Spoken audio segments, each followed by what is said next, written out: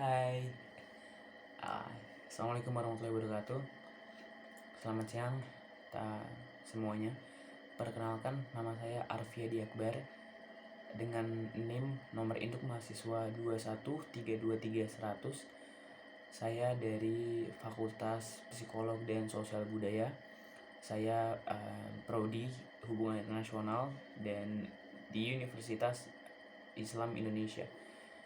Pada kesempatan kali ini saya akan menjelaskan dan saya akan memaparkan bagaimana terjadinya hubungan internasional di sekitar saya. Saya akan membahas contoh-contoh hubungan internasional itu dari sisi kesehatan global dan global pandemic. Apa sih yang dinamakan dengan kesehatan global atau global pandemic? Global pandemic adalah sebuah pandemi yang awalnya muncul dari satu negara yang kemudian menyebar ke negara lain. Yang awalnya dampaknya yang terjadi di satu negara kemudian menyebar ke negara-negara lain. Sebagai contohnya adalah coronavirus. Coronavirus pada awalnya terjadi dan ditemukan di Wuhan pertama kali. Kemudian seiring berkembangnya waktu mulai menyebar ke belahan-belahan Asia, termasuk ke Korea, ke Jepang, ke Indonesia, Singapura, Malaysia, Filipina, dan lain-lain. Kemudian dari benua Asia itu kemudian menyebar lagi ke Amerika, ke Australia, ke Eropa, dan akhirnya satu dunia semuanya kena yang namanya virus COVID. Yang kemudian kasus itulah yang disebut dengan global pandemic. Kemudian apa bentuk hubungan internasional yang dijalin Indonesia? Bentuk hubungan internasional yang terjadi antara Indonesia dengan negara lain adalah vaksinasi. Vaksinasi di Indonesia itu kita bekerja sama dengan pihak Bio Farma Tech di luar. Salah satu perusahaan Cina. Kemudian pada awalnya pemerintah Cina dan perusahaan biotek di Cina itu mereka sudah mulai mengembangkan vaksin untuk coronavirus.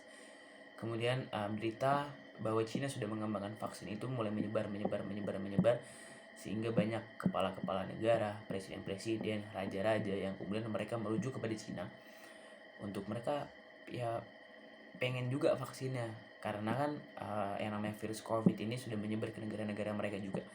Jadi banyak sekali kepala-kepala negara ini yang mereka datang ke Cina untuk vaksinasi COVID ini. Nah, Indonesia tidak tinggal diam melihat Cina sudah membuat vaksin, maka pemerintah pun membangun kerjasama dengan Cina supaya bisa mendapatkan vaksin, supaya bisa mendapatkan bisa mengurangi lah jumlah sedikit populasi COVID di dalam negara Indonesia.